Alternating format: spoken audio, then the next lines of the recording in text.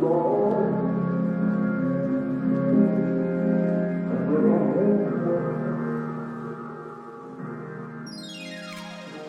a tutti e benvenuti in Sciottini d'autostima, il podcast che ti fornisce spunti concreti per accrescere di giorno in giorno la fiducia in te, sia nella tua vita personale che professionale.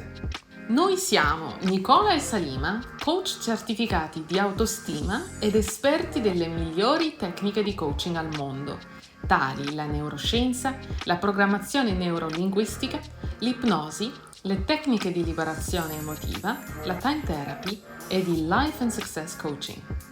In Rebirth Coaching usiamo queste potenti modalità per aiutare i nostri clienti in tutto il mondo a sostituire le loro paure, traumi del passato o blocchi mentali con il sistema di convinzioni che necessitano per costruirsi una vita e carriera di successo che dia loro piena soddisfazione.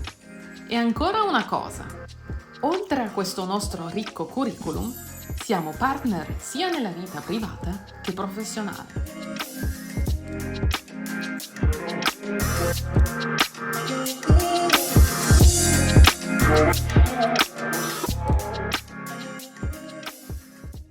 Buongiorno a tutti e benvenuti nella prima puntata del nostro podcast Sciottini d'autostima. Io sono Salima. Io Nicola. E siamo tutti e due coach certificati di autostima per Rebirth Coaching. La puntata di oggi sarà dedicata al tema di comunicare meglio nella coppia. Sì, e senza più tardare lascerei la parola a Nicola che ci condividerà il suo primo spunto. Sì, bene, come comunicare meglio con l'altro? È indispensabile saper esporre i nostri bisogni, i nostri pensieri, le nostre emozioni, anche se spesso a noi ci paiono scontate, normali, l'altra persona non le sa e quindi è fondamentale che esprimiamo quello che proviamo. Assolutamente, ancora nessuno sa leggerci nella mente. E il mio primo spunto è molto legato a quello di Nicola, è che osarsi a condividere, ad esprimere all'altro la propria visione del mondo e della coppia, ma anche i valori che ci sono cari. Per questo intendo, se è molto importante per voi sposarvi e mettere su famiglia, è una discussione da avere, a mio avviso, all'inizio di una relazione, perché così evitate di sprecare tanto tempo con una persona che magari non ha la stessa visione della vita di voi.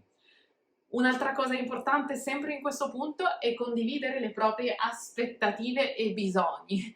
È molto importante che se avete bisogno di essere amata in un determinato modo o che un problema vi sia comunicato in un certo modo, lo diciate al vostro caro partner.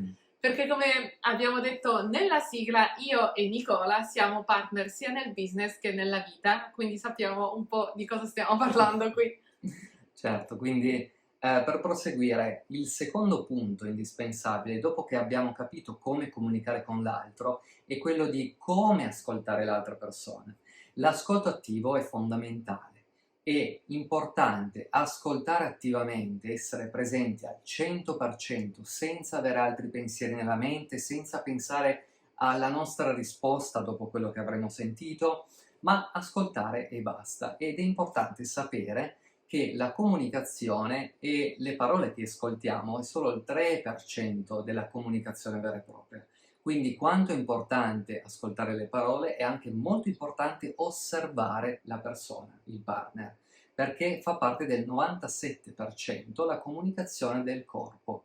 Quindi cosa ci comunica la persona con i suoi movimenti del corpo. Benissimo. Sì, è molto importante sia sapere di noi che anche osservare l'altro, come diceva Nicola, e per quanto riguardano i bisogni e le aspettative, anche chiedere dall'altro. Ci sta che condividiate con lui i vostri bisogni e preferenze, ma anche di sapere quali sono le sue, così potete amarlo al livello che si merita, diciamolo così. Secondo punto che vorrei condividere con voi sono le 4 tappe per litigare in modo costruttivo. Esatto, perché sì, si può imparare a litigare e che sia produttivo, direi. Quindi queste 4 tappe sono alla fine molto semplici. Prima tappa, ho notato che più fatto indiscutibile. Quindi non dire ho notato che hai fatto, che è un po' un'accusa, un giudizio, ma ho notato che ci sono ancora piatti nel lavandino, piatti sporchi. Seconda tappa di come litigare in modo costruttivo è dire come vi fa sentire. Quindi questo mi fa sentire triste di trovare una casa non ordinata, non all'altezza di quello che siamo. Terza tappa, spiegare cosa vi piacerebbe invece. Quindi mi piacerebbe che tu invece passi il piatto sotto l'acqua velocemente e lo metti nella lavastoviglie. Quarta tappa, ultima, ma la più importante, come vi farebbe sentire invece. Idealmente questo deve essere positivo e deve essere l'opposto della tappa 2. Quindi se tu facessi questa cosa della lavastoviglie, invece mi farebbe sentire molto fiera di te, molto fiera di avere un uomo che rispetta il nostro ambiente, che vuole che ci sentiamo bene. Questo è molto importante perché bisogna ricordarsi che quando litighiamo tendiamo ad accusare l'altro, no? A puntare il dito. Ma ricordatevi che quando puntate un dito a qualcuno, ce ne sono altri 4 puntati verso di voi. Quindi prima ancora di giudicare l'altro, pensate bene se proprio non avete niente da migliorare anche voi. È proprio su questo fatto che mi collego, perché è fondamentale sapere che le persone vedono e vivono la realtà in base ai loro filtri. Questo è il loro paradigma del mondo. E quindi è indispensabile che noi utilizziamo un'empatia molto sviluppata e mettersi quindi nei panni dell'altra persona prima di giudicare, prima di dare la nostra opinione che non è richiesta, in questo modo per capire esattamente cosa l'altro prova e non pensare noi a capire cosa sta provando, perché le emozioni che prova la persona davanti a noi sono probabilmente diverse da quelle che proviamo noi, in ogni contesto, perché utilizza i propri filtri, il proprio paradigma del mondo. Assolutamente, solo l'altro può sapere giustamente cosa prova. Il mio terzo spunto che vorrei condividere con voi ragazzi oggi sono le 5 chiavi di una comunicazione consapevole.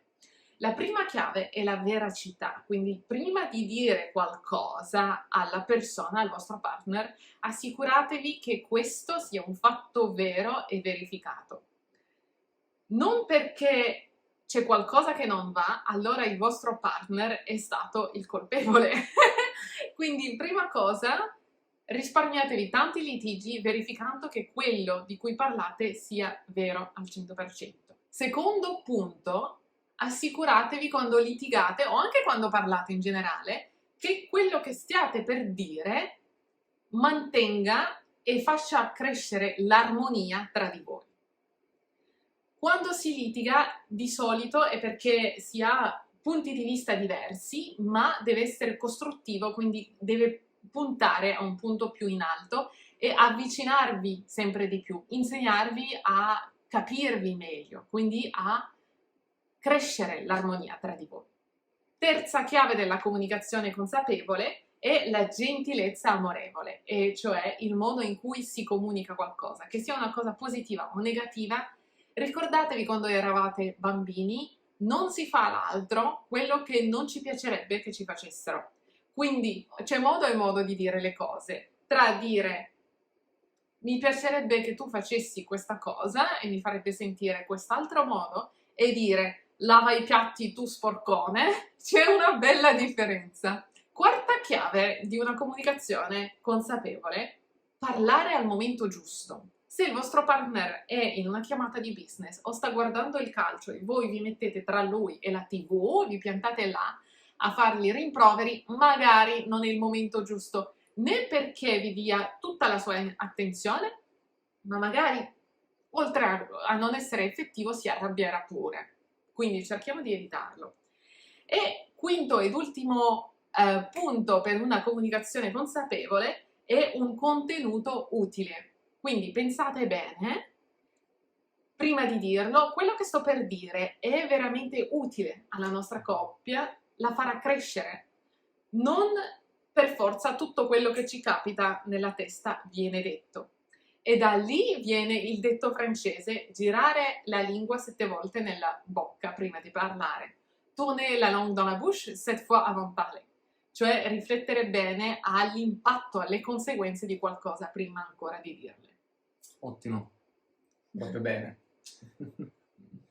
Per concludere questa prima puntata di Sciottini d'autostima, ho una citazione di Antoine de Saint-Exupéry, scrittore del Piccolo Principe, da condividere con voi, e che fa così: Aimer, ce n'est pas se regarder l'un l'autre, mais se regarder ensemble dans la même direction. Cioè, amare non è guardarsi l'un l'altro nel bianco degli occhi, ma guardare insieme nella stessa identica direzione, cioè avere la stessa visione della vita e andarci insieme come una collaborazione armoniosa. Questa è l'ultima parola per concludere questo podcast. Vi ringraziamo per aver condiviso questo momento con noi e vi diciamo alla prossima. Ciao. Ciao.